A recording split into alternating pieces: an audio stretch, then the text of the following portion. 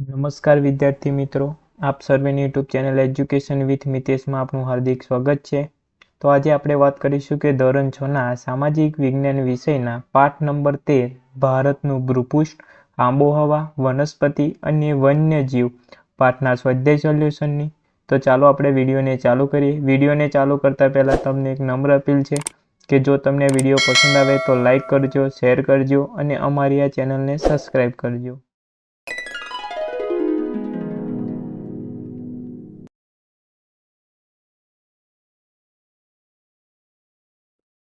પ્રશ્ન નંબર 1 કે જોડકા જોડો. તો અ વિભાગની વિગતો અને બ વિભાગની વિગતોને આપણે જોઈન્ટ કરી અને જોડકા જોડવાના છે. તો પ્રથમ પ્રશ્ન છે કે એકલિંગી ભારતીય ગેંડો ક્યાં જોવા મળે છે? તો એકશિંગી ભારતીય ગેંડો અસમમાં જોવા મળે છે. બીજું છે કે સમુદ્રના કાચબા ક્યાં જોવા મળે છે? તો સમુદ્રના કાચબા ઓડિશાના સમુદ્ર કિનારે જોવા મળે છે. ત્રીજું છે કે યાયાવર પક્ષીઓ. તો યાયાવર પક્ષીઓ જલપ્રાવિત ક્ષેત્રમાં જોવા મળે છે. પ્રશ્ન નંબર 2 નીચેના વિધાનો ખરા છે કે ખોટા તે જણાવો. તો પ્રથમ પ્રશ્ન છે કે સિંહ ગીર ઉપરાંત નળ સરોવરમાં જોવા મળે છે. તો આપેલ વાક્ય ખોટું છે. સિંહ માત્ર સાસણ ગીરમાં જ જોવા મળે છે. બીજું છે કે પૂર્વ કિનારાની તુલનામાં પશ્ચિમી કિનારાનું મેદાન સાંકડું હોય છે. તો આપેલ વાક્ય સાચું છે. ત્રીજું છે કે કાવેરી નદી એ સુંદરવન નામનો મુખ ત્રિકોણ પ્રદેશ બનાવ્યો છે. તો આપેલ વાક્ય ખોટું છે. પ્રશ્ન નંબર 3 1-2 વાક્યમાં ઉત્તર આપો. તો હિમાલયની દક્ષિણે આવેલા મેદાન કઈ કઈ નદીઓએ બનાવ્યું છે? તો હિમાલયની દક્ષિણે આવેલા મેદાન ગંગા, સતલુજ, યમુના, બ્રહ્મપુત્ર અને તેની શાખા નદીઓએ બનાવ્યું છે. બીજું છે કે ગુજરાતમાં યાયાવર પક્ષીઓ ક્યાં ક્યાં આવે છે?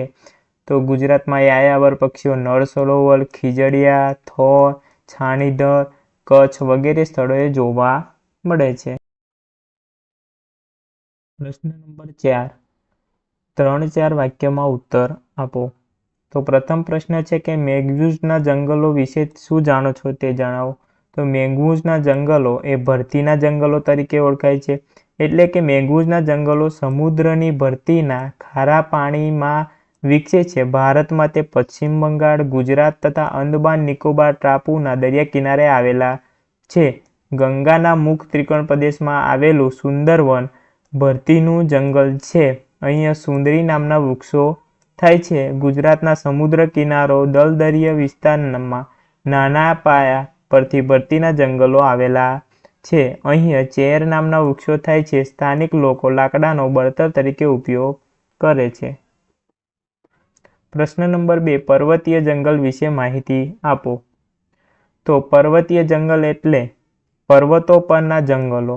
આ જંગલોમાં વૃક્ષો, પર્વતો અને જુદી જુદી ઊંચાઈએ આવેલા વિવિધ પ્રકારના અને વિશિષ્ટ આકાર ધરાવતા હોય છે. સમુદ્ર સપાટીથી આશરે 1500 મીટરથી 2500 મીટર સુધી ઉગતી વનસ્પતિ શંકુ આકારની અને લાંબા તથા અણીદાર પાંદડાવાળી હોય છે. તેથી અહીંની વનસ્પતિ શંકુદ્રુપ વનસ્પતિ તરીકે ઓળખાય છે.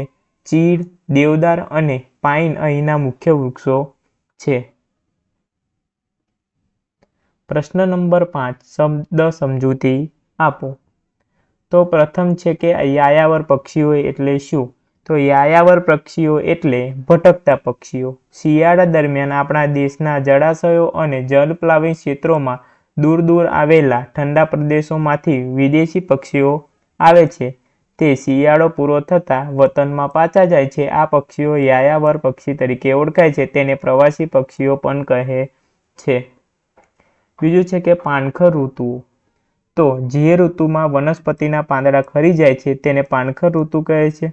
આપણે ત્યાં મહા અને ફાગણ માસ દરમિયાન વનસ્પતિ પોતાના બધા પાંદડા ખેરવી નાખે છે. તેથી આ સમયને પાનખર ઋતુ કહેવામાં આવે છે.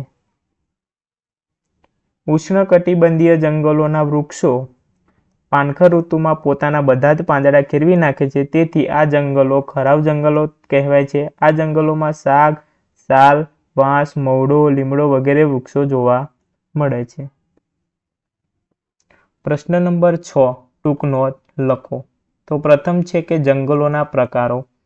તો મુખ્યત્વે આબોહવા અને વરસાદની વિવિધતાના આધારે ભારતના જંગલો 5 પ્રકારના છે. તો પ્રથમ છે કે ઉષ્ણકટિબંધીય વરસાદી જંગલો, બીજું છે કે ઉષ્ણકટિબંધીય પાનખર જંગલો, ત્રીજું છે કે સૂકા અને ઝારખાવાળા જંગલો, ચોથું છે કે પર્વતીય જંગલો, પાંચમું છે કે ભરતીના જંગલો. તો આપણે વારાફરતી જોઈશું બધાને ડીપમાં.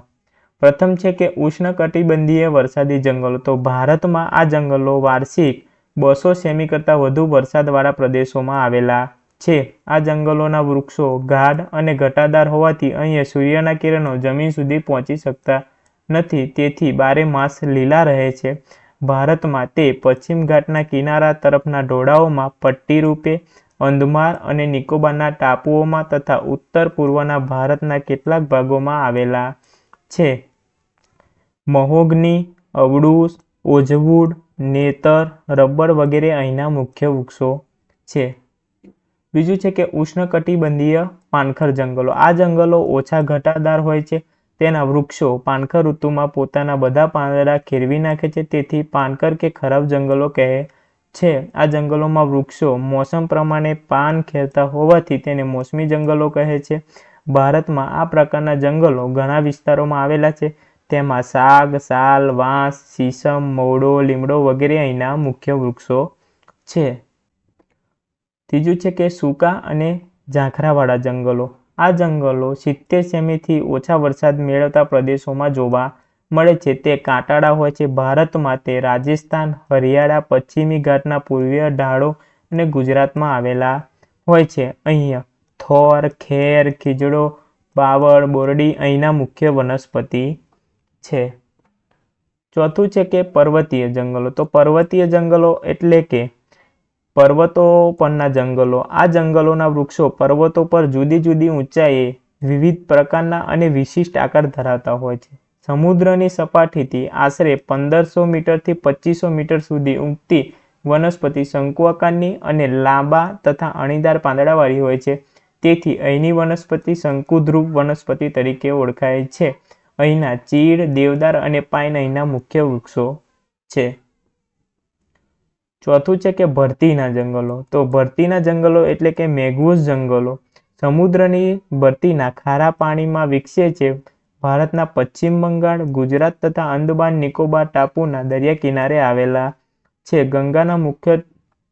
ગંગાના મુખ ત્રિકોણ પ્રદેશમાં આવેલું સુંદરવન ભરતીનું જંગલ છે.